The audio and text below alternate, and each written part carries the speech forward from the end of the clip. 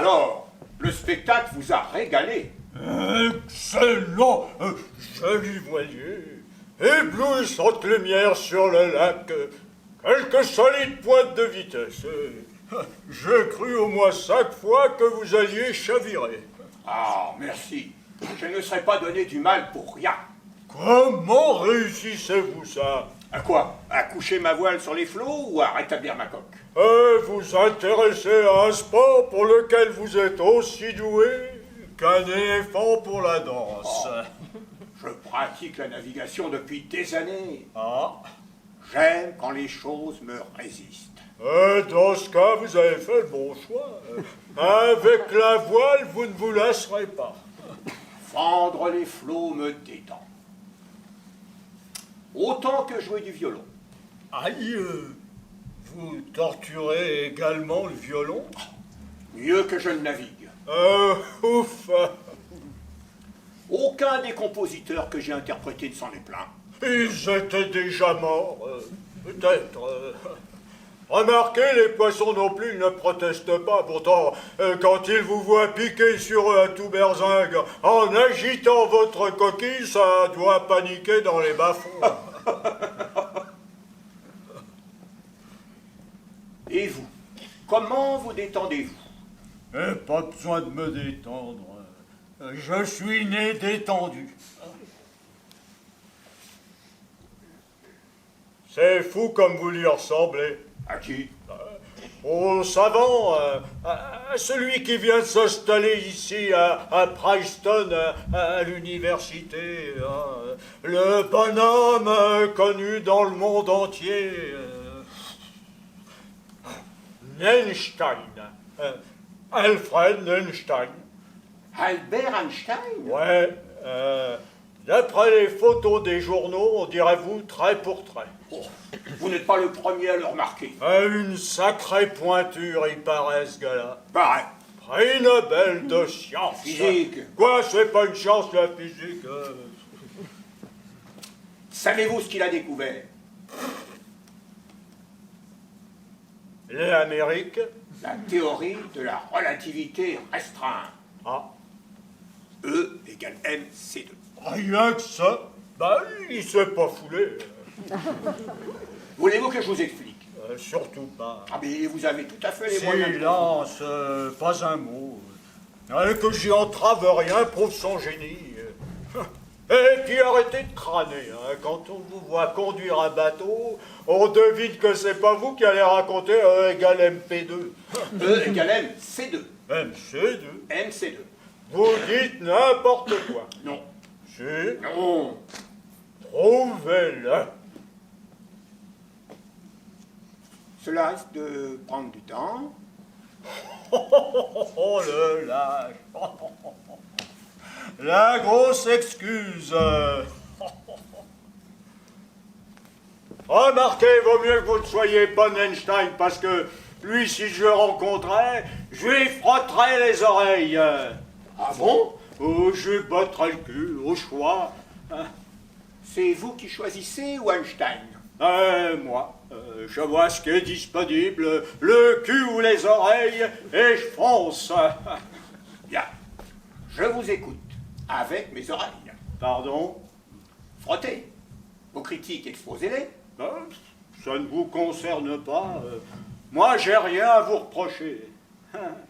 À part de copier mon style vestimentaire. C'est vrai, nous avons le même tailleur. Ouais, et il s'appelle la dèche. Très fort sur l'ampleur. Expert rempli. Choisissant des tissus qui attirent les taches. Et comme ça, on casse la monotonie. On change d'aspect sans changer de vêtements. Vous ne portez pas de chaussettes? Jamais. Le gros orteil finit toujours par les percer.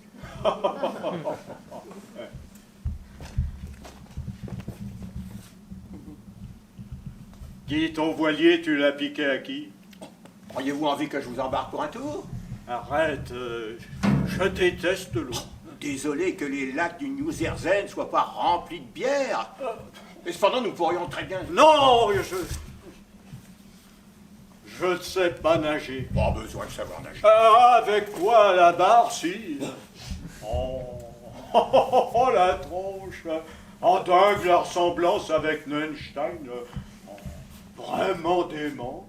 Oh, les yeux de cocker, les cheveux en pétard. Pareil. 55 ans qu'on me répète ça. Mince. C'est vous? Oh, navré. Et moi qui jacassais comme si vous étiez une cloche. Frottez-moi les oreilles. Si, j'insiste, frottez-moi les oreilles. Vous aviez des reproches à m'adresser. Vous ne rentrez pas? Bon, je prends mon temps. Personne ne vous attend. Si? Ah. Mal marié? Marié, tout simplement. 2 fois. J'aime bien répéter mes erreurs. Une manie. Jusqu'à 7 ans, je relisais toutes mes phrases.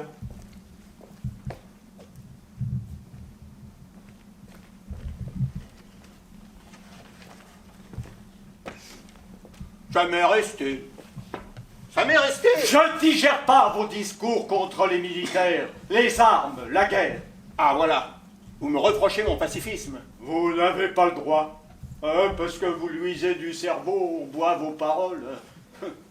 Comment pouvez-vous encourager les lâches, les déserteurs, les objecteurs de conscience, hein, franchement? Vous ne prouvez pas votre intelligence en assaisonnant les vrais patriotes. Le patriotisme est une maladie infantile. La varicelle de l'humanité. Vous taubez contre les militaires qui nous défendent au péril de leur vie. Oh, l'individu qui prend plaisir à marcher en rang sur les accents d'une musique épouvantable tombe sous mon mépris. Et c'est par erreur qu'il a été doté d'un vaste cerveau. L'épine dorsale y suffisait amplement. Les hommes ne doivent pas assassiner les hommes. À la guerre, on ne tue pas pour tuer, mais pour ne pas mourir. Et le soldat se bat à votre place. Donnant. Moi, je pense à sa place. Ah, je vois, seul contre tous, à part, au-dessus de la mêlée. Mais... Pardon?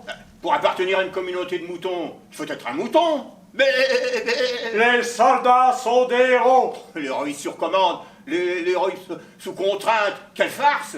J'avais un fils, Eddie. Il est mort à la guerre. Déchiqueté par un explosif. Il avait 21 ans. En 1918, à la fin, quand certains rentraient déjà, il était toujours en retard, ce couillon. Condoléances. Ah, tu parles condoléances, hein? Un mot qu'on prononce pour se protéger du vide, hein? Comme la croix au cimetière militaire, la petite croix qu'on plante au-dessus d'un immense trou. Condoléances! Je l'aimais, Eddie! Je l'aimais plus que tout. Simple. Je n'avais jamais compris l'amour avant de me pencher sur son berceau. C'est lui qui me l'a appris. Mon gosse a été un grand Américain. Mon fils a été un héros. Je n'en doute pas. Pas une seconde. Ah. Avez-vous d'autres enfants? 1 an après que j'ai laissé mon fils au boulevard des Allongés, mon patron m'a foutu dehors. Je râlais, je beuglais, je broyais du charbon, une déprime du genre agressif. Je voulais mordre les gens. Vous leur reprochez d'être vivant? Ensuite, j'ai picolé. Vous vous blâmiez de survivre? Plus d'entrain, plus de métier, plus d'argent. Conclusion, ma femme s'est barrée. Et moi, j'ai pris la route. Sans famille, pas besoin d'un toit. Pourquoi s'esquinter à gagner un salaire? Moi, monsieur, la crise, je ne l'ai pas vue passer. Si j'avais été enchaîné à un emploi, ligoté par des traites de crédit, sûr que j'aurais avalé ma chic en 1929. Au lieu de ça, j'ai traversé la Californie, fixant l'horizon en marchant et les étoiles en m'endormant. Pour trouver à bouffer, je me débrouille. ou bien j'aiguise des couteaux. Il y a toujours des lames qui mollissent. Je leur redonne du tranchant. D'ailleurs, si vous en avez... Ah non, on dégote sûrement pas un seul couteau chez un pacifiste. Oh, avec quoi croyez-vous que je coupe ma nourriture? Avec mes ongles?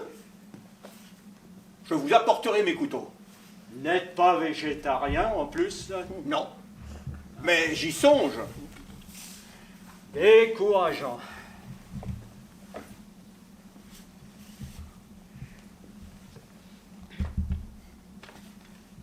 Dans votre cas comme dans le mien, les meilleurs mots pour parler de la guerre seraient les larmes. Je ne veux plus qu'il y ait de guerre. L'originalité. Je ne veux plus qu'il y ait de guerre. Un enfant de 6 ans. 6 ans et demi peut-être, quelle naïveté, un robinet d'eau bénite. Aimez-vous la guerre? Me demander si j'aime la guerre, c'est aussi stupide que me demander si j'aime la mort. Moi, monsieur, je n'ai pas décroché le prix Nobel, même pas le prix Nobel de la Manche ou de l'affûtage des canifs. Alors j'évite les questions idiotes. La guerre, elle se pointera. Nous ne pourrons pas y échapper.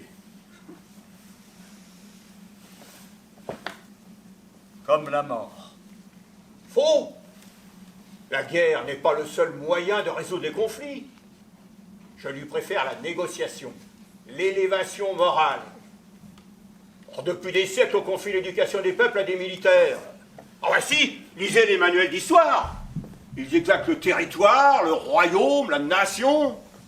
Ils encensent des empereurs stratèges, des généraux tacticiens, ces monstres qui abandonnent des milliers de dépouilles derrière eux. On énumère les victoires en chantant, alors que ces victoires seront chaque fois la défaite de l'homme.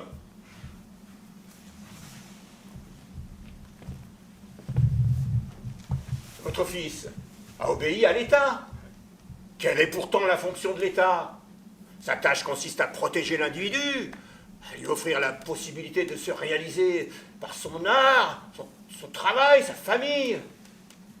Pour moi, l'État se met hors la loi quand il nous contraint à une préparation militaire. Il nous met hors la morale quand il nous oblige à assassiner. Et comme vous, je ne veux plus qu'il y ait de guerre.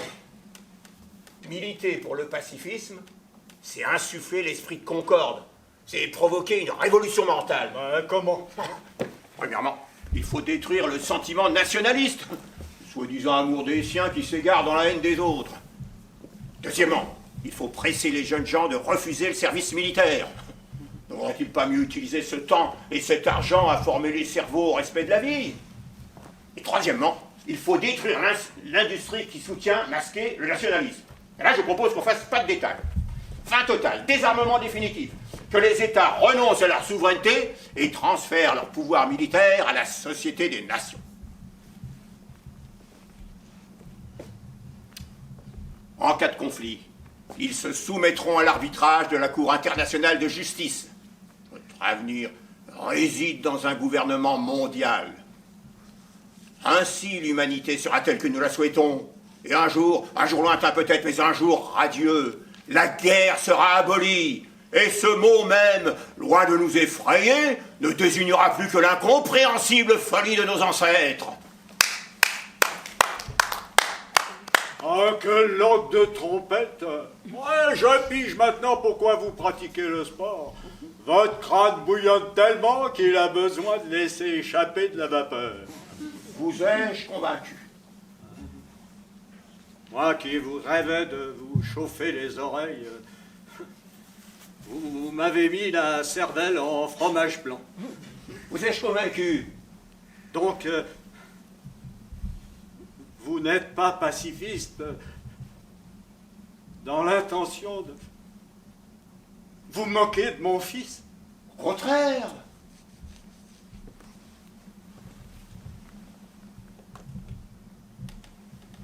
J'aurais préféré que votre fils ne soit pas mort sur le champ de bataille. J'aurais préféré que votre fils soit parmi nous et que vous soyez fiers de ce qu'il entreprend aujourd'hui. J'aurais préféré que votre fils confie ses précieuses qualités, sa force, sa droiture, sa jeunesse, son intelligence, à une autre cause que le combat. J'aurais préféré que votre fils soit un héros en vivant, pas un héros en mourant.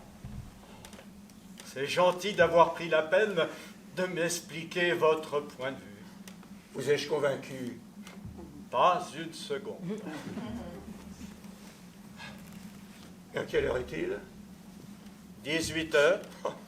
J'ai rendez-vous à 17 heures. Il faudrait peut-être que je me mette en route. À bientôt. Pourquoi pas, vous connaissez le chemin de mon bureau. Ah, curieux. Vous ne m'impressionnez pas. Ça tombe bien parce que moi non plus, je ne m'impressionne pas.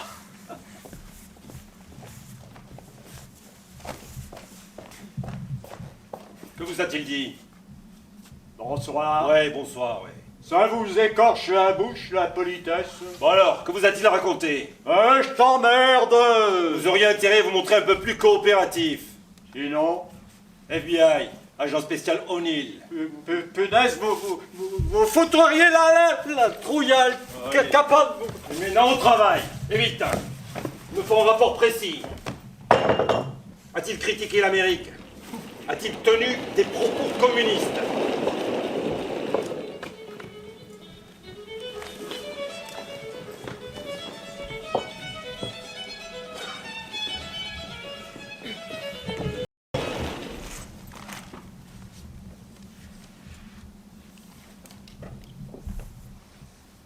Oh! En Allemagne, ils ont brûlé vos livres en place publique? J'ai joui de cet honneur. S'il peut réduire nos pages en cendres, Hitler ne parviendra pas à brûler la pensée, parce que la pensée, c'est le feu. Vous avez de ces formules, vous? Ouais, c'est un peu ma spécialité. C'est Hitler. Internement et exécution arbitraire, la jeunesse endoctrinée, la population obligée de saluer par Hitler. Bon, je me demande si les journaux n'exagèrent pas. Oh, j'aimerais que ce soit le cas. Pour vendre du papier, les journalistes en font des tonnes. Accordez-vous, le secrétaire d'État l'a affirmé l'autre jour. La presse pousse vraiment mes mères dans les bégonias. Ça l'arrangerait. Ça vous arrangerait. Ça m'arrangerait aussi. Les actes immondes nous choquent tant que nous préférons nous écrier c'est faux. Ah, bien vu. Ah, quand j'avais 10 ans, un camarade m'a expliqué comment on fabriquait les enfants. Le zizi du monsieur dans la fente de la dame et ensuite il fait pipi. Oh, ce qu'il m'a raconté m'a paru si extravagant que j'ai refusé de le croire et que j'ai conclu. De toute façon, je connais mon père et ma mère. Ils n'essaieraient même pas une saloperie pareille. Excusez-moi, je vous ennuie avec mes bêtises. Il y a une seule qualité qui doit se montrer absolue dans ce monde où tout s'avère relatif, c'est l'humour. J'apprécie votre humour. Non, les journaux ne dramatisent pas. Hitler, chancelier d'Allemagne, accomplit ce qu'il a annoncé. La guerre et l'extermination de certaines populations. En face d'Hitler et de ces bataillons de nazis, je ne voudrais pas être un juif allemand. Exactement ce que je suis. Ou plutôt ce que j'étais. J'ai acquis la nationalité suisse. Et juif, on peut se débarrasser de ça? À ma naissance, sur mes papiers d'identité, il était inscrit « citoyen allemand de confession juive ». Ça m'amusait.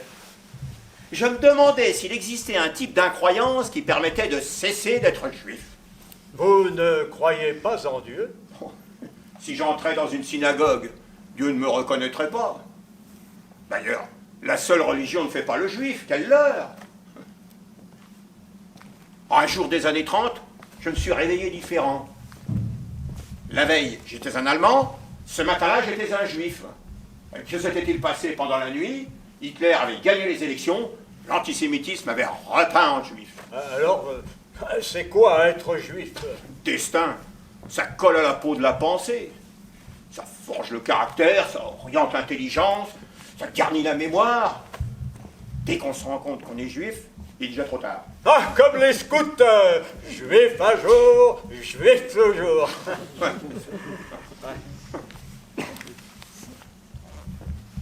Juif interdit de travail, juif détroussé, juif arrêté. Vous avez bien fait de mettre un océan entre Hitler et vous. Ici, dans le New Jersey, vous ne craignez rien. Ah, je me suis enfui à temps, certes. Un lâche ponctuel. Tenez, devinez ce que c'est.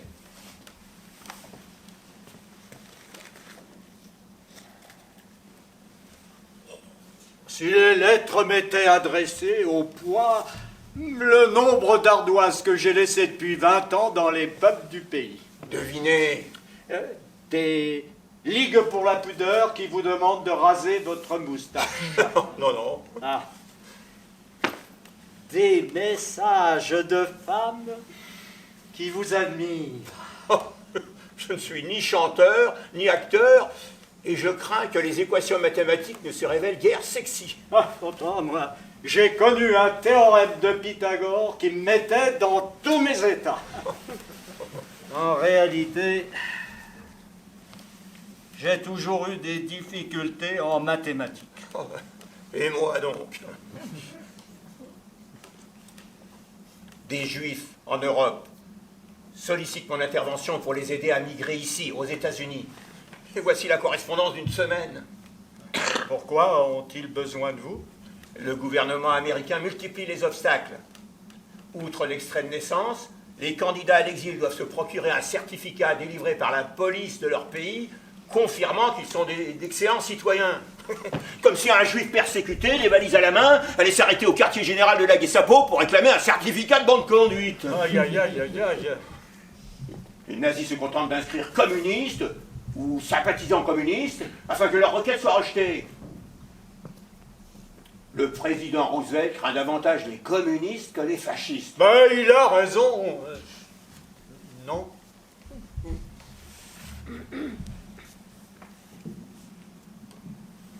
Que faites-vous de ces lettres? Je les distribue. Nous trouvons des industriels qui fournissent du travail ou assument la responsabilité financière des émigrés. Comme je n'ai ni dollars ni poste à offrir, j'écris des attestations en faveur d'intellectuels, d'artistes, de scientifiques juifs. Ça marche? Un peu, très peu, trop peu. Ah, le gouvernement a imposé des quotas. Que tous les malheureux viennent ici ne constitue pas une solution. Exact. Pas l'Amérique qui peut résoudre ce problème, c'est l'humanité.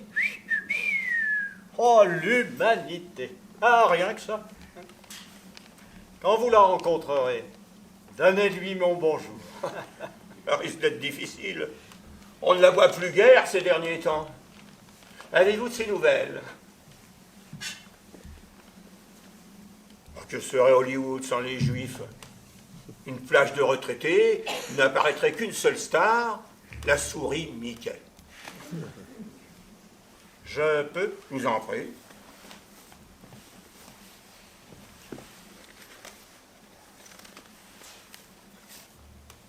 Professeur Albert Einstein, Princeton, États-Unis, l'enveloppe ne comporte que ça, elle vous arrive quand même? Ah. Alors là, chapeau.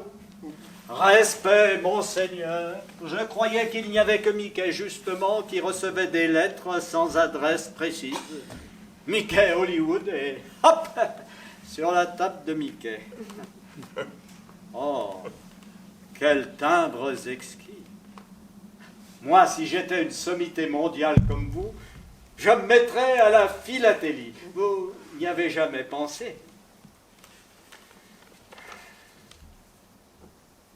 Tiens, intéressant. Je vous la lis.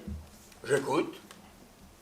Un Belge, je vous remercie de soutenir le mouvement des objecteurs de conscience.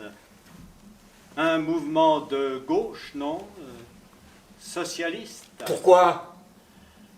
Les objecteurs de conscience prétendent que les guerres sont organisées par les capitalistes pour affaiblir les travailleurs en tuant leurs éléments jeunes et contestataires. D'après ce qu'on m'a dit, le pacifisme vient des rouges. Ah, mais qui vous a affirmé ça?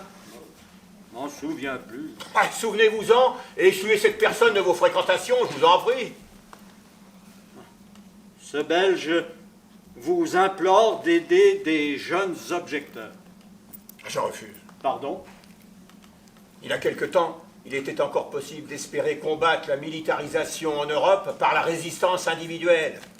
Et aujourd'hui, face à l'Allemagne qui prépare la guerre, il ne faut pas se faire d'illusions. La Belgique est un trop petit pays. Ah oui, sur un rocher, je crois. Non, ça c'est Monaco. Le royaume de Belgique n'a pas de frontières naturelles. L'Allemagne l'attaquera. Ouais, je vous le déclare sans détour, en tant que citoyen belge aujourd'hui, je ne déclinerai pas le service militaire. Je l'accepterai. C'est vous qui déclarez ça? Vous me choquez.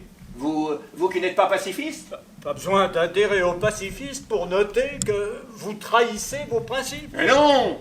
Je mets mes principes de côté, sur une étagère, en attendant de pouvoir les reprendre. Lorsque le refus du service militaire incarnera à nouveau un moyen de lutte efficace au service du progrès humain, je ne serai pas pacifiste envers et contre tout. Pratique. Votre étagère à principe. Non, pas pratique, pragmatique. Vous en rangez sur cette étagère? Oui, les principes scientifiques. Dans tous les domaines, les principes n'ont aucun sens indépendamment de leurs conséquences. L'expérience doit en vérifier leur justesse. Ici, en l'occurrence, mes principes conduisent à des conséquences que je ne saurais admettre. Donc, j'abandonne mes principes. Et hop, vous vous arrangez. Hein. Vous jouez les vertueux pendant des années, et puis sans prévenir, vous baissez votre culotte.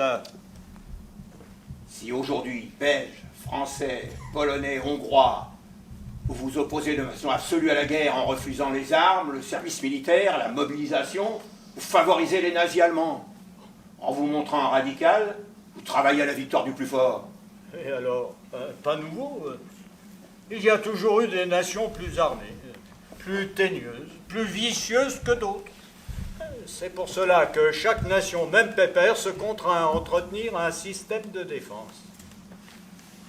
Tenez-vous au pacifisme parce que vous n'aviez jamais pipé ça. Mais l'Allemagne d'aujourd'hui ne se comporte pas en nation comme les autres. Infestée par le national-socialisme, elle ambitionne la mort de la démocratie. Elle instaure le parti unique, elle traque les juifs, elle s'attaque aux libertés élémentaires. En se préparant à l'affronter, il s'agit de défendre une conception de la civilisation. Vous devriez jubiler. Je rejoins vos positions. Ah, mes positions m'attristent tellement que je ne parviens pas à me réjouir que vous vous y rangiez. Dans ma victoire, je ne vois que votre défaite. Je vais rentrer. Vous êtes veuf et vous ne filez pas au foyer plus vite que lorsque vous aviez encore madame? Pauvre Elsa. Pas d'autres femmes depuis? Ah, quand même. Les aventures sentimentales sont plus dangereuses que la guerre. À la guerre, on ne meurt qu'une fois. En amour, plusieurs fois. Puis-je vous confier une ou deux lettres? Aideriez-vous ces personnes? Je n'ai pas beaucoup de relations. Hein. Ah, par des chiens, 2 ou 3 écureuils et quelques puces. Bien sûr. Monsieur Einstein, Vous prenez les événements trop à cœur. Personne ne vous demande de porter l'humanité sur votre dos. Je n'ai aucun don pour l'indifférence. Le monde ne sera pas détruit par ceux qui commettent le mal, mais par ceux qui le contemplent sans réagir. Roosevelt en tête. Les bras croisés se révéleront aussi dangereux que ceux qui se lèvent pour saluer Hitler.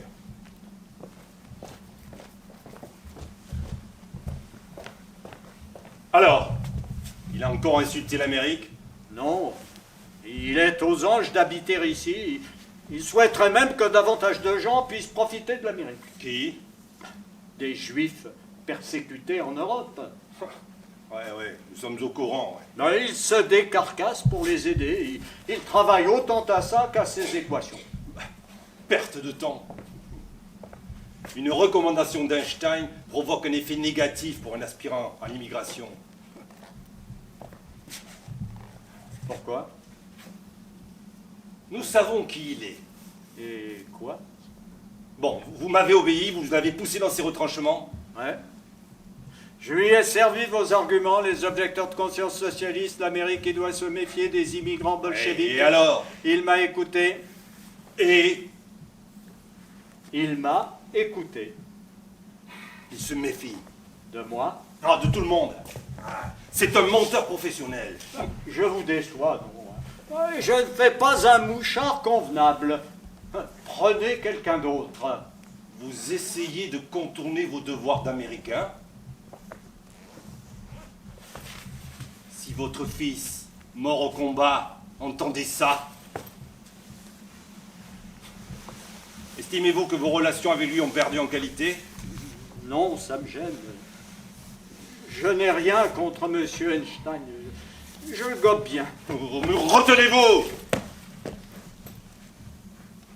Quoi qu'il se soit réfugié ici, il déteste l'Amérique. Pendant qu'il sollicite notre nationalité, il nous blâme. L'individu dissimule des intentions néfastes. Lesquels? Contaminer les États-Unis, leur inoculer le poison communiste. C'est un traître au service des Rouges. Vous le savez ou vous le craignez? Nous enquêtons pour le prouver. D'accord. Vous possédez la conclusion, ensuite vous cherchez les arguments. Vous raisonnez comme un tambour, vous. Mais pourquoi s'agite-t-il tant pour installer ses amis ici? Hein? Non. Leur judéité masque leur nature de bolchevique. Ah, ça me dépasse. Larguez-moi. Rendez-moi ma liberté. Hors de question. Les jours qui viennent seront particulièrement intéressants, alors ouvrez vos oreilles, hein? Les événements à venir vont obliger le lièvre à sortir du bois. Et que se passe-t-il? Hitler a envahi la Tchécoslovaquie ce matin. En Europe, la guerre va commencer.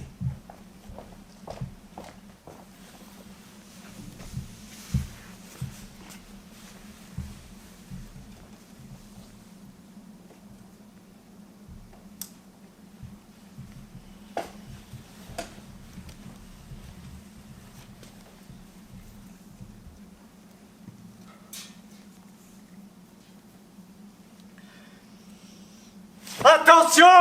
Mais ce n'est pas possible, attention, faites gaffe, vous allez finir dans l'eau aussi. Relevez, bon Dieu, relevez, allez à droite. Oh putain, il s'est renversé. Vous savez nager? Monsieur Einstein, répondez, vous savez nager? Je cauchemarde, il ne bouge plus, il ne répond pas, il s'est assommé. Oh, réveillez-vous, monsieur Einstein, vous êtes dans l'eau. Vous allez de nourrir les poissons si vous ne rejoignez pas la rive. Monsieur Einstein, oh merde, je n'ai plus pied.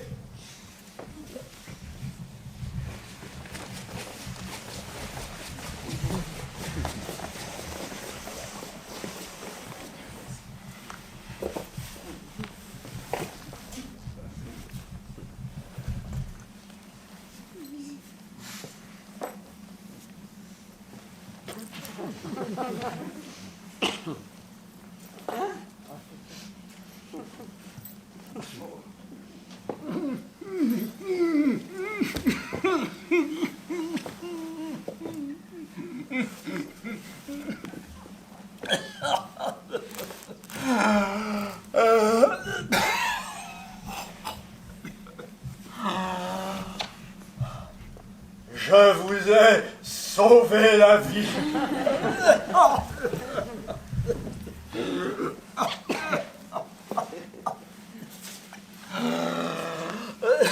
Que vous est-il arrivé? Rien? Comment rien? D'abord, vous conduisez votre bateau plus mal qu'une poule au volant d'une décapotable. Ensuite, lorsque vous avez été éjecté, vous êtes resté inerte. Ah oui? Le choc, vous avez reçu un coup, l'eau froide. Je ne sais pas. Un peu de tout ça, sans doute. Et vous vous taisiez alors que je vous parlais. Vous ne m'entendiez pas. Je réfléchissais. Un problème scientifique. Ah, si seulement. On allait. Oh. Stupéfiant. Elle n'est même pas mouillée. Ça, c'est un signe. Hein. Pardon? Le signe qu'il faut l'envoyer. Oh, je ne crois pas au signe. Si vous saviez comme elle me coûte, cette lettre, je n'ai jamais été autant déchiré. Déchiré. Partagé. Oh, vous ne pouvez pas rester grelotté comme ça. Attendez-moi là, je vais vous chercher un plot dans ma voiture. Votre lettre. Oh, surveillez-la. Elle devrait se tenir tranquille. Mais si un intrus approche, sortez les crocs et aboyez. Mazette. Une lettre au président Roosevelt. Il doit l'engueuler, je parie. Appliquez-vous. Hier, il s'est produit chez Einstein un va-et-vient suspect. Il a reçu des savants étrangers, avec lesquels il a tenu pendant des heures un conciliabule. Il n'est pas sans son assiette. Selon moi, tout à l'heure, il a tenté de boire le bouillon. Lui, se suicider, impossible. Vous l'auriez vu balancer son bateau contre le plongeoir puis se figer dans la flotte sans bouger un cil, vous penseriez pareil. Non, non, pas son genre. Vous avez vu comme je l'ai sauvé. Ah oui, vous avez coulé. C'est lui qui vous a sorti la tête des flots et ramené à la nage sur son dos. De quoi vous a-t-il parlé? D'une lettre qu'il venait d'écrire et qui lui coûtait beaucoup. Ah, si nous pouvions mettre la main dessus. Sûr. À qui était-elle adressée? Non, il me l'a pas dit. Bon, il va revenir, je décampe. Tâchez de découvrir le contenu de cette lettre, d'accord? Sinon...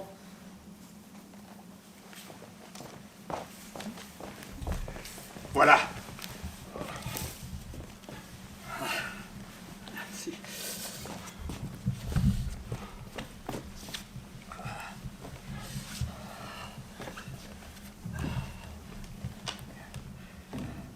J'ai vu quelqu'un là-bas, non? Oui. Un promeneur qui cherchait le restaurant le plus proche. Une sale gueule. Je voudrais pas être la saucisse qu'il va bouffer.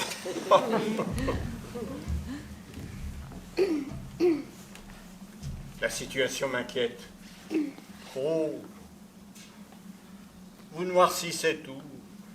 En mars, vous pensiez qu'il y aurait la guerre parce que l'Allemagne avait envahi la Tchécoslovaquie. Nous sommes en doute. Que s'est-il passé? Rien.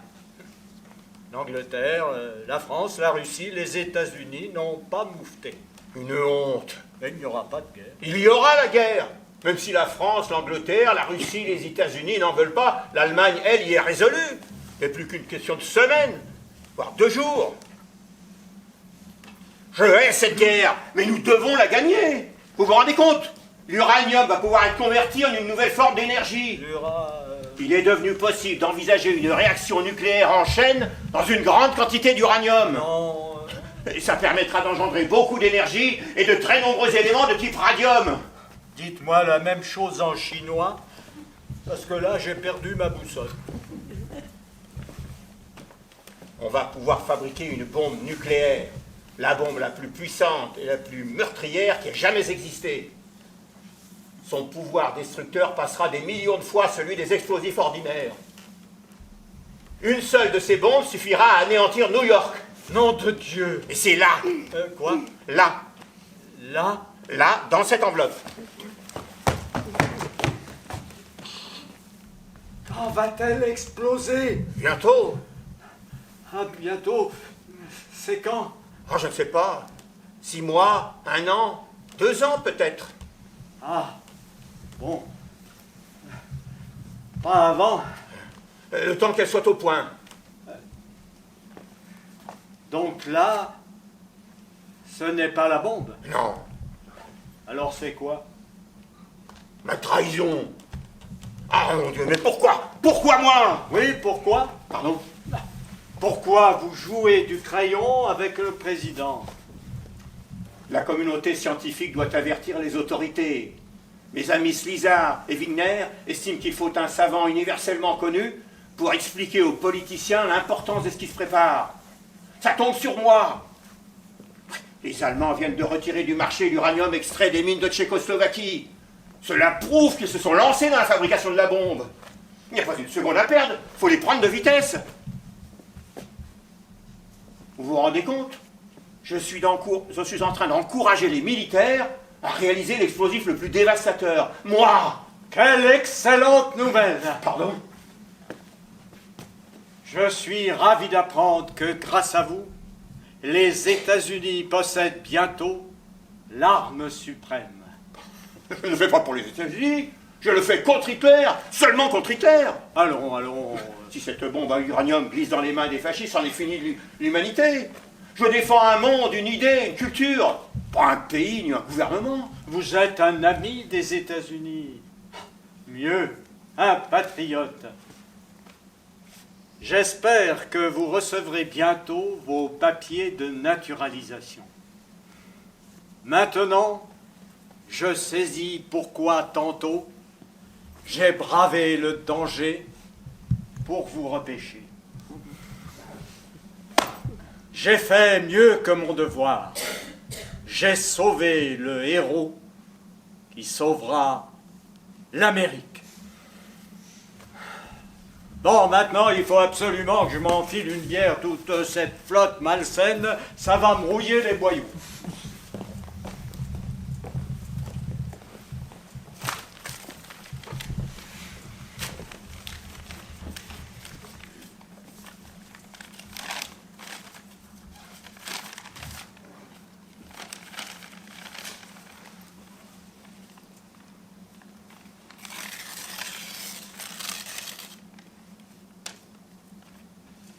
Vous venez? Oui.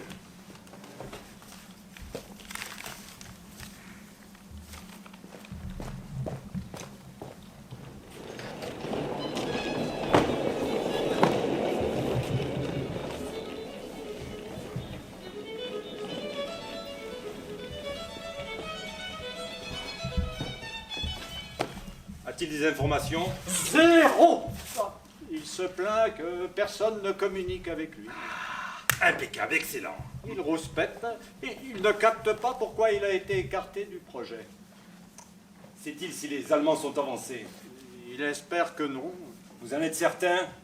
Certain, vous avez pu intervenir pour moi, pour que je rentre dans l'armée et je crève de moisir ici sans servir. C'est en nous rapportant les bavardages d'Einstein que vous êtes utile au pays. Pourquoi vous en méfiez-vous autant? Je ne vais pas vous donner d'explications ni d'éclaircissements. Ah oui, moi je pourrais m'engueuler avec lui, vous n'apprendriez plus une broque. Je ne vous le conseille pas. M'en fous! Je suis assez taré pour vous envoyer bouler. Pourquoi?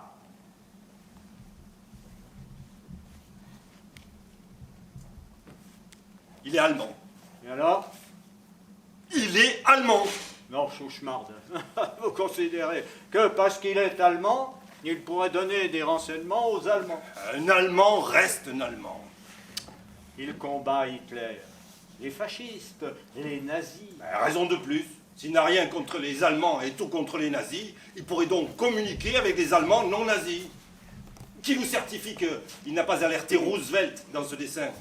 Qui vous garantit que son intention n'est pas d'informer minute par minute ses compatriotes des progrès sur le nucléaire, de leur fournir tout ce qu'on a trouvé ici qui leur manquerait? Vous ne pincez pas une miette de son esprit. Pas s'il a prévenu Roosevelt, c'est par antifasciste. Antifasciste, comme vous dites. Il a des sympathies bolcheviques. Et à supposer qu'il boude les Allemands, qui nous assure qu'il ne rencarde pas les Russes? Oui. Le cas échéant, réfléchissez un peu, ça serait Staline qui posséderait le premier la bombe atomique. À cause de notre négligence. Vous le voyez trop filandreux. Il vient d'obtenir la naturalisation. Il est loyal, réglo, il n'a pas de porte de derrière. Non. Son attachement aux États-Unis reste pas clair, hein? Jamais il n'a clamé son amour pour notre pays. Mais enfin, s'il espionnait, il l'aurait braillé son boniment patriotique et il l'aurait agité son petit drapeau. Décidément, il vous a ensorcelé. Hein. Non. Nous sommes souvent en bisbille, mais le bonhomme, je l'apprécie. Je le respecte. Ouais. Je le comprends. Oh, vous le comprenez. Vous cernez Albert Einstein, une sommité planétaire. Celui qui a révolutionné les sciences et la façon de penser. Mais pour qui vous prenez-vous? D'accord, je ne suis qu'un misérable ver de terre. Oh, taisez-vous. Vous n'êtes même pas assez important pour jouer les modestes. En tout cas, moi, je vous l'avoue sans aucune honte. Je comprends rien à ce boche. Et parmi ses nombreux secrets, celui que je saisis le moins. C'est pourquoi il perd son temps à discuter avec vous. Bonsoir.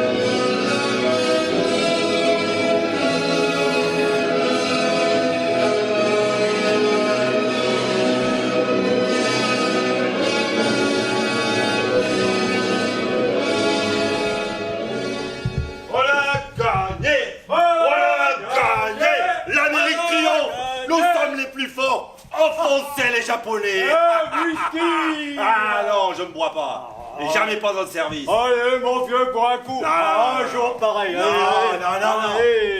Ah, bon, allez, hein, si je le fais pas aujourd'hui, je le ferai jamais. Et puis j'ai soif.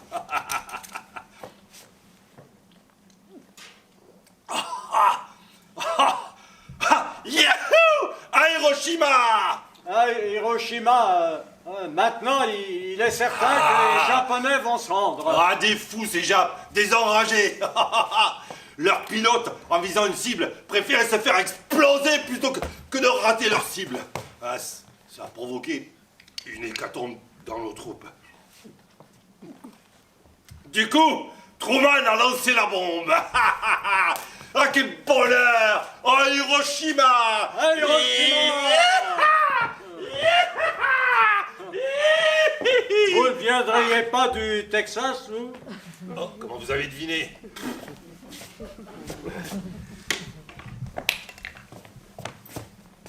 Oh, hé, j'en ai une autre. Je vais la chercher. Ah, attendez-moi.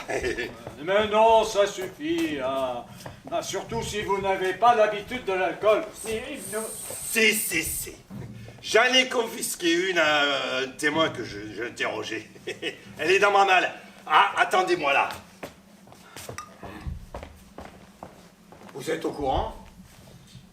Nous vivons un jour historique. Bien sûr que c'est un jour qui marquera l'histoire. S'il y a encore une histoire. Fin de la Seconde Guerre mondiale. Oh, je ne sais pas comment se déroulera la Troisième Guerre mondiale. En revanche, je suis certain qu'il n'y aura pas foule pour commenter la quatrième. L'Amérique a gagné la guerre, mais l'humanité a perdu la paix. Quelle trahison! Nous préparions cette bombe contre les Allemands, et voilà que ce Truman la balance sur les Japonais. Nos ennemis. Mais Roosevelt n'aurait jamais fait ça. Roosevelt se serait contenté d'une démonstration de force, en plein désert, sans victime, pour refroidir les Japonais. S'il n'était pas mort, il aurait retenu son vice-président, ce Truman imbécile, ignorant, obtus, qui massacre les Japonais pour devancer les Russes, pour empêcher les communistes de libérer l'Asie. Et voilà une autre bouteille pour arroser la bombillette. Hiroshima. Vous fêtez les massacres, monsieur? Merde, la cible. À qui ai-je l'honneur? Oh putain, le con. Enchanté. Moi, c'est Albert Einstein. Attendez, vous êtes censé pas me voir là. Hein. Vous me voyez là? Et comme ça, là. Non, là, je ne vous vois plus. Ah, ouf, alors je reste comme ça. Trouban vient de provoquer le plus colossal carnage de l'histoire et il s'en vante. Tambours et trompettes, triomphe, apothéose. Il nous régale avec ses additions de boutiquiers. Nous avons créé des centaines d'emplois. Nous avons dépensé peu d'argent pour un résultat maximum. Nous sommes les plus forts. Yeah, Hiroshima. Soyez décents, s'il vous plaît. Vous me voyez pas. Non, mais je vous entends. Ah. Cette bombe a été larguée sur une ville moyenne, une cité d'environ 300 000 habitants. Tous ceux qui n'ont pas péri aussitôt trépasseront dans les jours qui viennent, soit d'irradiation, soit de leurs blessures, soit des incendies causés par la chaleur. 300 000 hommes, femmes, enfants, 300 000 innocents, des civils. Attention, minute. 300 000 Japonais. Oui. Et alors, premièrement, les Japonais sont nos ennemis. Et deuxièmement, les Japonais sont des Japonais. Vous êtes trop subtil pour moi, monsieur. Monsieur comment, déjà? Ben, Einstein, Non, ça c'est moi, vous. O'Neill, Patrick O'Neill. Oh, O'Neill. Quel merveilleux patronyme. Tellement américain. J'aurais aimé m'appeler O'Neill. Albert O'Neill. Cela ne sonne-t-il pas comme le nom d'un brave garçon? Merci. Alors, monsieur O'Neill, poursuivez votre analyse. Lorsque vous nous précisez qu'un Japonais est un Japonais, suggérez-vous qu'un Japonais vaut moins qu'un Américain? Voilà. Permettez-moi d'insister pour connaître les rouages de votre prodigieuse pensée. Et si une telle bombe devait être larguée ici, aux États-Unis, souhaiteriez-vous qu'elle tombe sur un quartier blanc ou sur un quartier noir? Un noir, hein? Parce qu'un noir vaut moins qu'un blanc. Mais un noir américain, ça vaut autant ou plus qu'un japonais?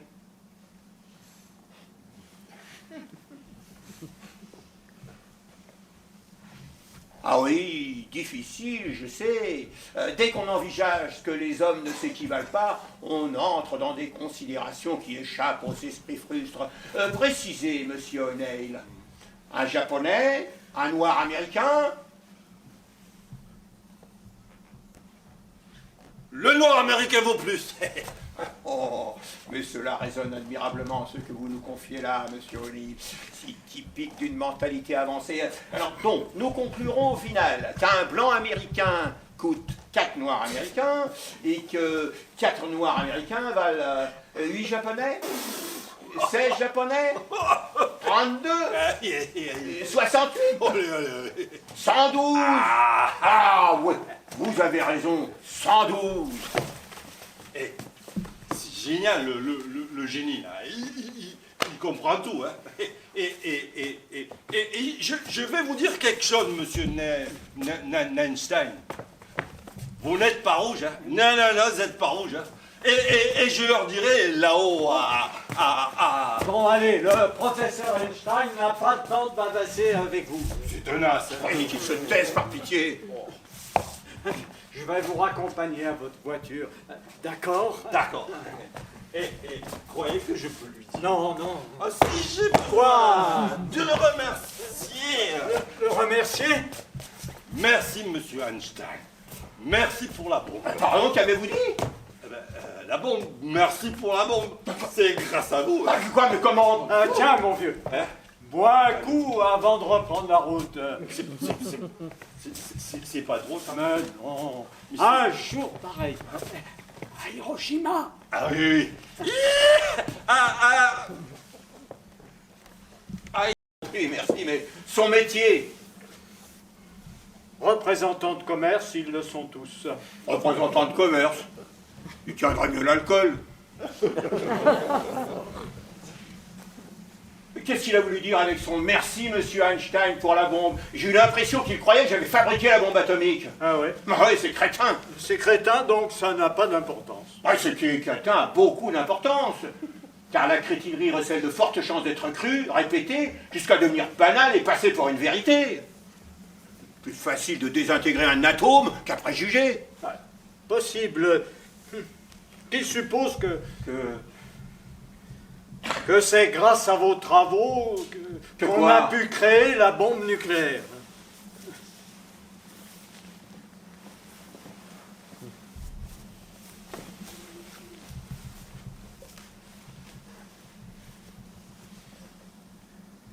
Et vous choisissez aujourd'hui pour me dire ça?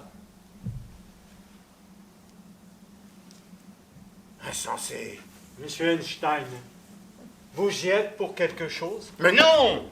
Je me reproche une chose, c'est d'avoir écrit à Roosevelt, car j'ai appris récemment que les Allemands n'étaient pas aussi avancés que je le pensais. Ah, mais si j'avais su que les nazis échouaient à fabriquer la bombe atomique, je n'aurais pas levé le petit doigt. Moi, j'ignorais que Hitler avait découragé ses scientifiques en condamnant la physique nucléaire, cette invention juive basée sur une théorie juive. Votre théorie... Mais non, je n'ai ni inventé ni fabriqué la bombe atomique. Mes équations ne visaient pas l'apocalypse. Mes travaux restaient théoriques, mes investigations de physique fondamentale. Moi, je spéculais de façon...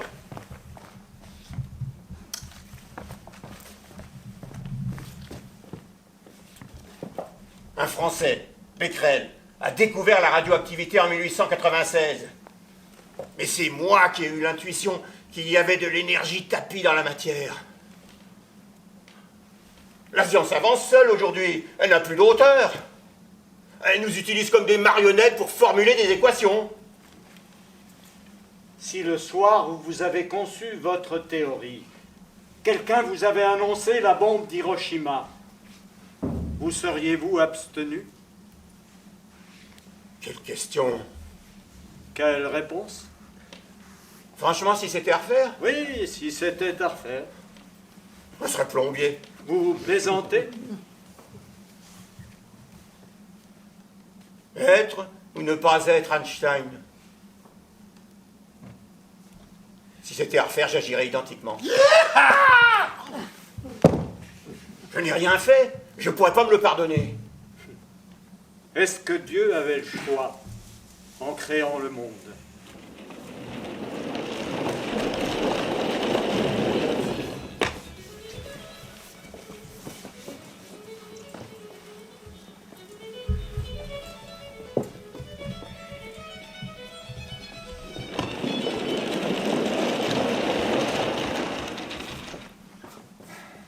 Maintenant, c'est certain, les Russes ont la bombe atomique.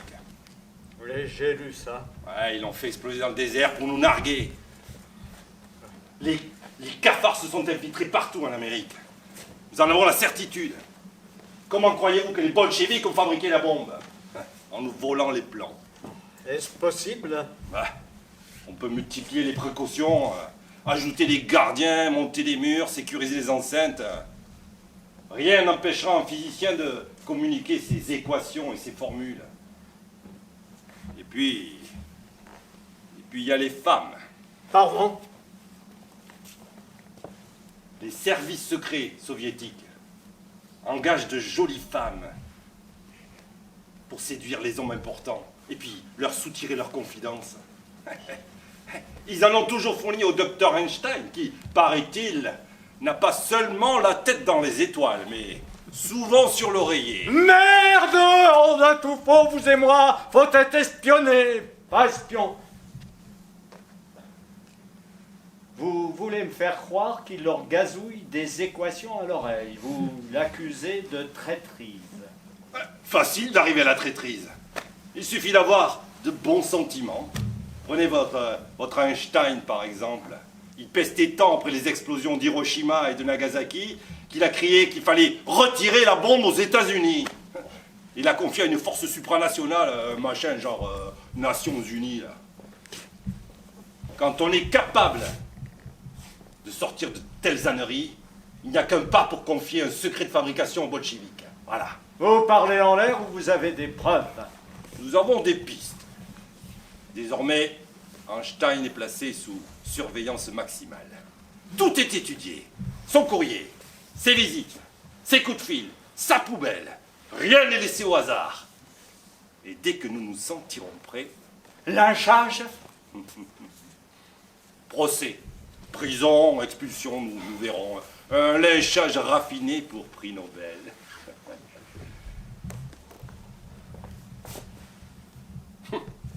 Pas à l'heure, comme d'habitude. Le retard est le privilège des petites femmes et des grands hommes. J'en ai ma claque! Vous me pourrissez la vie. Ah oui. Au moins, nous vous laissons la poursuivre, votre vie de vagabond. Imaginez que nous rouvrions votre dossier. Je ne suis coupable de rien. Tout le monde est coupable. Non. Et certains davantage. Ah si! Nous pourrions par exemple nous souvenir de vos attitudes répréhensibles, les violations de propriété privée, Pour dormir. ouais, les attentats à la pudeur, Je me lavais dans une rivière. ben voyons. Et toutes les diverses taxes qui n'ont pas été réglées. Ah, s'il faut payer des impôts sur les aumônes, maintenant, vous fouteriez Jésus et les 12 apôtres en prison pour fraude Bon, fiscale. allez, assis là. Voici votre cible qui arrive. Tâchez de recueillir les informations qui m'intéressent, sinon...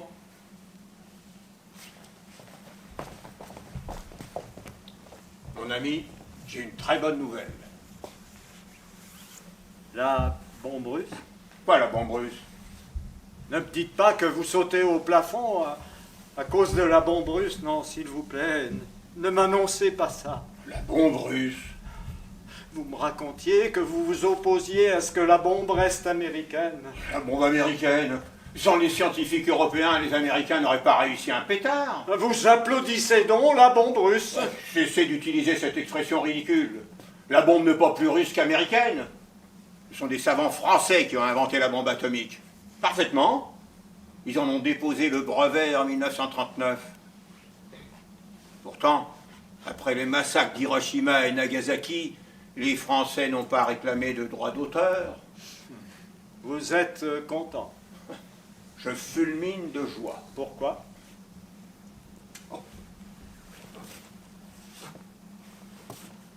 Vous n'auriez pas un petit peu d'eau si je ne prends pas ce médicament? Ça va avec de la bière, votre pilule? Ouais.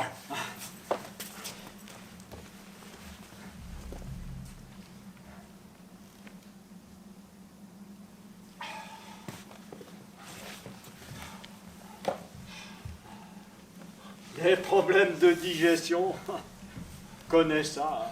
Moi aussi, j'ai une riche vie intérieure. Alors, qu'est-ce qui vous réjouit donc? Bientôt, il n'y aura plus de guerre. Pourquoi? Merveilleux. Après la 4e guerre mondiale, Pourquoi?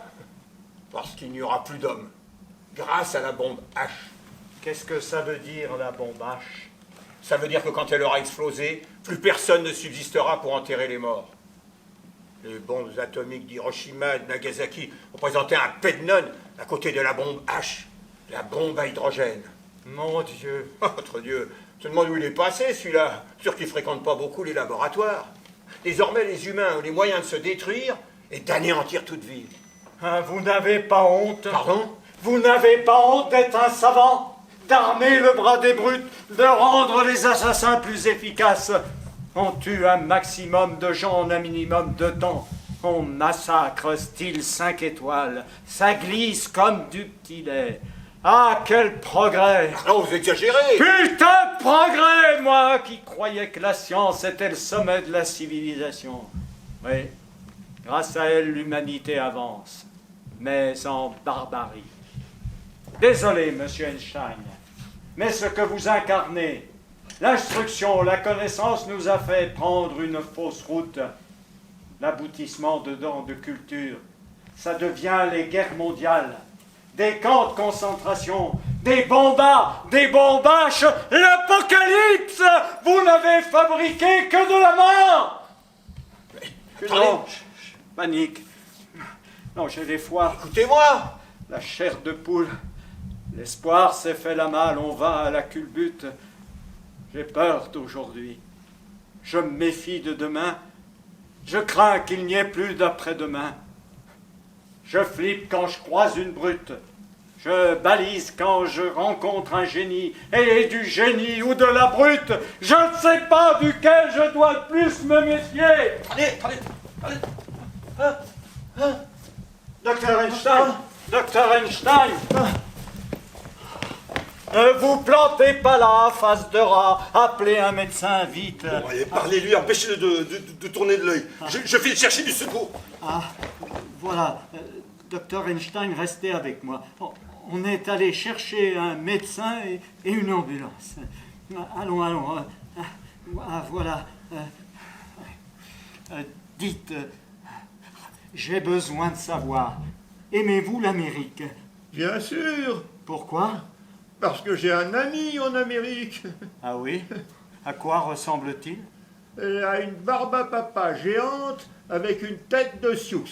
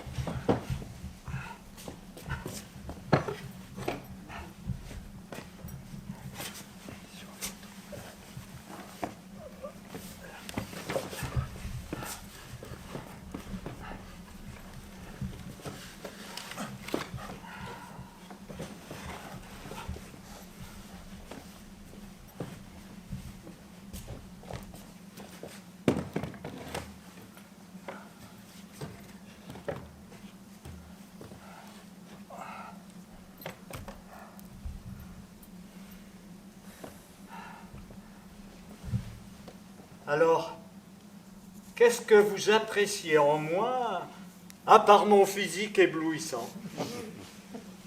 Il est parfois dur d'aimer les hommes. Avec vous, c'est facile. Pourquoi? Comme nous ne sommes d'accord sur rien, nous avons toujours beaucoup de choses à nous dire. Les hommes se passionnent pour des objectifs dérisoires. Richesse, puissance, luxe, gloire. Pas vous? Je suis libre. Pas du tout. Vous avez consacré votre existence au souvenir du fils disparu. Un deuil monumental, spectaculaire. Vous me bouleversez. Par comparaison, je me sens misérable. Arrêtez, vous êtes admirable. Admirable, moi? Ça reste relatif. L'immense savant cache un père minuscule et un mari infinitésimal. J'ai trahi leur confiance. J'ai 2 enfants génétiquement malades et un fils brillant, Hans Albert, qui enseigne l'ingénierie hydraulique à Berkeley et que je fréquente encore moins que mes collègues. J'ai peur d'avoir plus de cerveau que de cœur. Non, vous aimez l'humanité. Je la rêve. Est-ce que je l'aime? Oh, j'aime tout le monde, mais ai-je jamais aimé précisément quelqu'un? Que se passe-t-il? Je ne vais pas bien, mon ami. Je ressens le cadavre de millions de victimes, la décomposition, le déchet humain. Vous le percevez? C'est le souffle d'Hiroshima qui parcourt la terre. Chaque nuit, il traverse le Pacifique. Il arrive jusqu'à moi. Il me frôle l'épaule. Il me réveille. Et je vois le néant. Des manteaux de suie couvrent le ciel. Docteur Einstein, au secours! Quelqu'un, vite!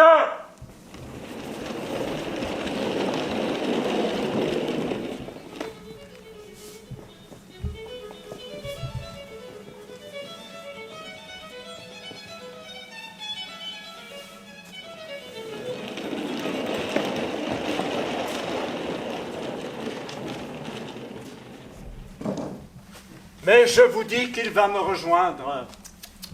Il ne viendra pas. Ah, il me l'a promis. Le prochain dimanche de pleine lune. Il ne m'a jamais posé de lapin. Ah, n'y songez plus. Il ne se déplace pas. Il ne sort plus de chez lui. Il est trop mal en point. Je ne vous crois pas.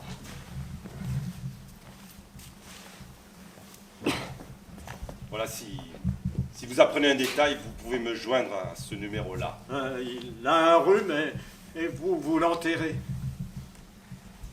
Même si je retardais mon départ, il ne guérirait pas. Longtemps, j'ai pensé qu'Hoover lancerait les hostilités contre lui, organiserait une campagne de dénigrement ou l'expulserait des États-Unis. Nous en avons souvent parlé à l'agence. Mais non. Hoover n'a pas osé. On ferme le dossier Einstein. Tout mon travail n'a servi à rien. S'il vous plaît, prenez ma carte.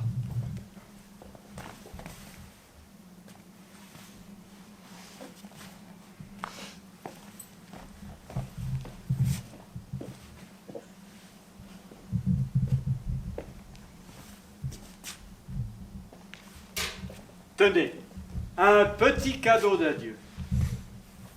Pour moi? Du Bourbon. Ah, c'est gentil, je suis surpris là. Ben, merci alors.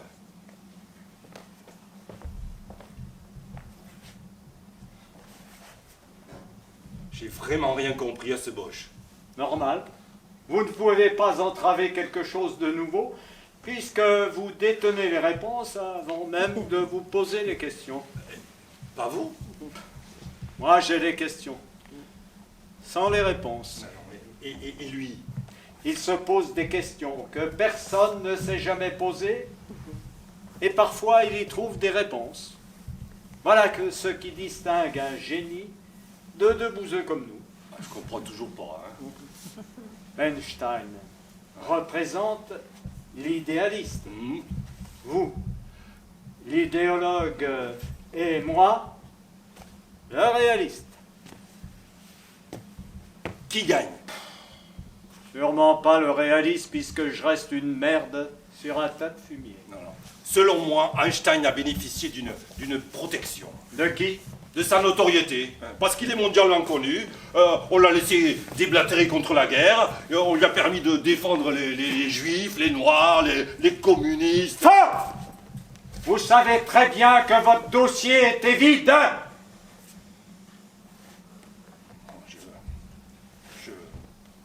Je vous remercie pour le Bourbon. Ça me fera un souvenir. Tu parles, j'ai pissé dedans. Et c'est tout ce que ça vous fait, hein? Vous surveillez un génie pendant des années et vous restez encore plus bas que plafond. Vous êtes con comme un balai. Mangez couilles! Quand on songe qu'Einstein se bat pour des gens pareils, pour assurer la paix à des nuisibles, des Hoover, des O'Neill, des McCarthy. Il a tout faux, Einstein, il a tout faux. La bombe, faut la placer à la maternité sous le berceau des crétins. Eh bien quoi? Vous engueulez les poissons? Vous? C'est vous? Vous n'allez pas encore me prendre pour un clochard qui ressemble à Einstein? Oh, vous me soulagez. On m'avait dit que vous n'alliez pas bien. Qui est on? Merci. Des gens en ville. Félicité, j'ai eu de meilleurs moments. Vous avez pu conduire jusqu'ici? Mon assistante, Hélène Ducasse, m'a conduit dans sa voiture. Vous êtes venu pour moi? J'avais juré que nous nous retrouverions à la prochaine pleine lune. Vous les réussissez si bien, les pleines lunes. Et comment s'annonce-t-elle ce soir?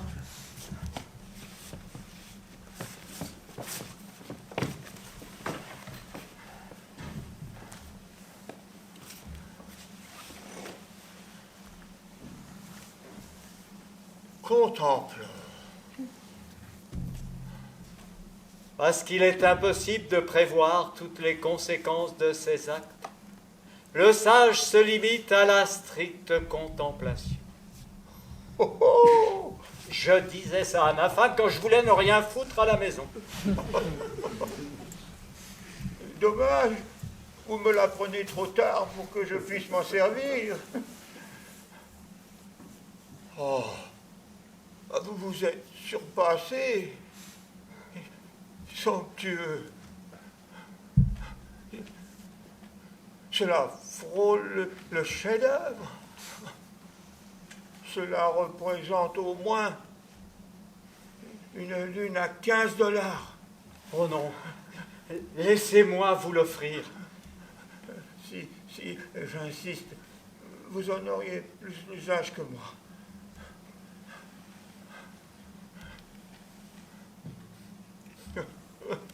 Lorsque vous scrutez le ciel, voyez-vous des frontières? Lorsque vous contemplez les étoiles, suggérez-vous que l'insens, les passeports, les visas, les postes de douane et les couleurs de peau?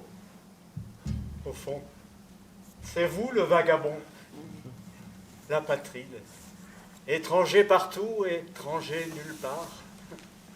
Moi, par rapport à vous, je fais bourgeois, installé, crouton. Pourquoi moi, monsieur Einstein? Parce que c'est vous. Je n'ai pourtant pas inventé la marche arrière. Je ne sais pas si ce que j'ai inventé me rend plus fréquentable. Vous avez le cœur bon. Je vous sais incapable d'aucune trahison. Moi? Pourtant, je me doute bien que les agents du FBI ont dû vous tourmenter parfois. D'ailleurs, pour cet inconvénient, pardonnez-moi. Hoover, McCarthy, Truman. Nous ne pouvons pas plus nous entendre qu'une alouette avec un requin. Ils cherchent à faire passer leur politique pour de la morale. Alors que moi, je cherche la politique de ma morale. Vous rappelez-vous qu'un jour, il y a quelques années, je m'étais mis en colère quand j'avais peur que vous, les savants, conceviez des armes trop puissantes. Eh bien, j'ai changé d'avis. La frousse nous protège. Un affrontement nucléaire produira une telle bouillie que les dirigeants seront obligés de négocier avant. Nous aurons la paix parce que tout le monde chie dans son froc. La paix? C'est le nom que vous donnez à cette terreur? La paix perpétuelle au moyen d'une angoisse perpétuelle? On ne réformera pas les hommes, monsieur Einstein. Ils ont besoin de serrer les fesses pour réfléchir. J'accepte les gens tels qu'ils existent. Vous voulez les changer. C'est vrai. Je rêve qu'un jour, l'humanité se débarrasse de la violence et de la peur. Vous allez me manquer. Vous aussi? Merveilleux, n'est-ce pas? Horrible! Pas du tout. Ce manque couronnera notre amitié. Au départ d'un proche, il ne faut pas pleurer de chagrin, mais de joie. Plutôt que regretter ce qui n'est plus, il faut se réjouir de ce qui a été. Docteur Einstein! Oui. Allons, bon, il faut que je me dépêche. Voyons, quelle heure est-il? Prenez votre temps. Vous avez tout le temps. Je dois rentrer. J'ai plusieurs lettres à rédiger et je veux signer cet appel à la paix qu'a élaboré Bertrand Russell, un Anglais. Quoi? Vous allez travailler? La vie ressemble au vélo. Il faut continuer d'avancer si on ne veut pas perdre l'équilibre. Vous pourriez vous reposer, enfin. Je vais vous faire une confidence, mon ami. J'ai été très heureux. Oui, je ne sais pas comment j'y suis parvenu. en menant tant de batailles intellectuelles, en recevant tant d'insultes, en traversant 2 guerres mondiales et 2 mariages. Mais c'est un fait, une réalité étrange, ravissante. J'ai été insolemment heureux.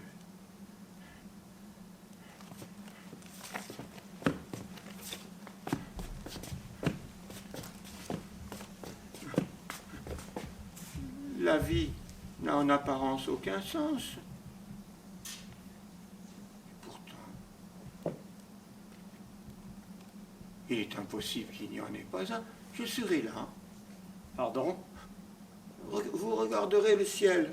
Je serai là. Où? Dans ce vide, entre les étoiles. Tout ce vide, ce sera moi. Je vous ferai signe comme ça.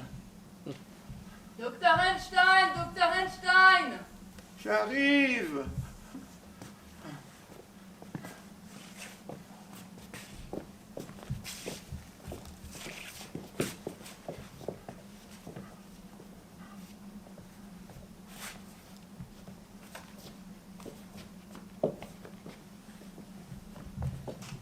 À plus tard.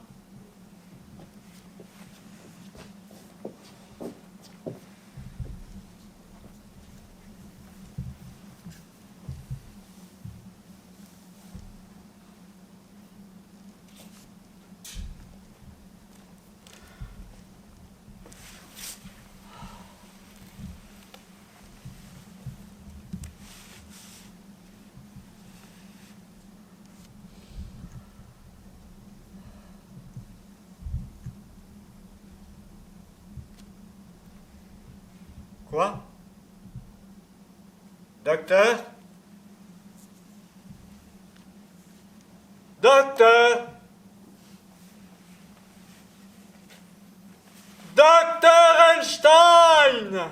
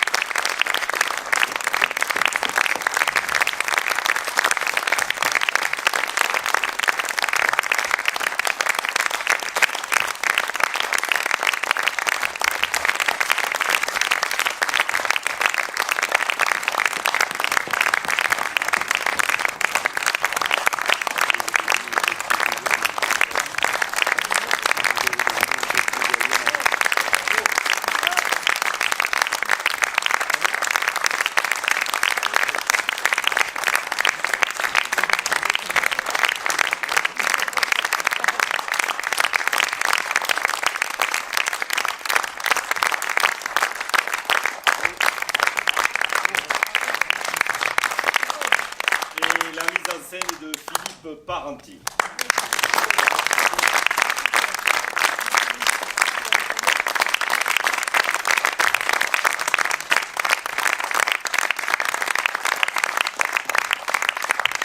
Et Jean-Luc à la technique aussi.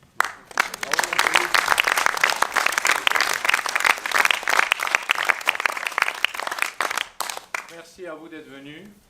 Merci, un grand merci à la mairie de Céret qui nous a offert quand même un lieu extraordinaire, et notamment à Virginie, alors, je ne voudrais pas me tromper, non, c'est Stéphanie Shortsen.